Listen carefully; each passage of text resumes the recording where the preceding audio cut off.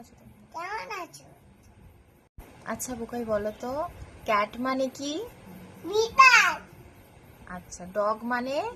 কুকুর। কাউ মানে? গরু।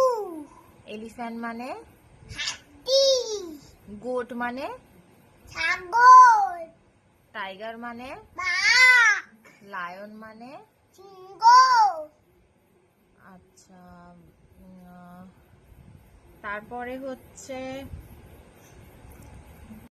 মানকি মানে? হনুমান। ফিশ মানে? ক্যাট। ফিশ মানে? ফিশ মানে মাছ।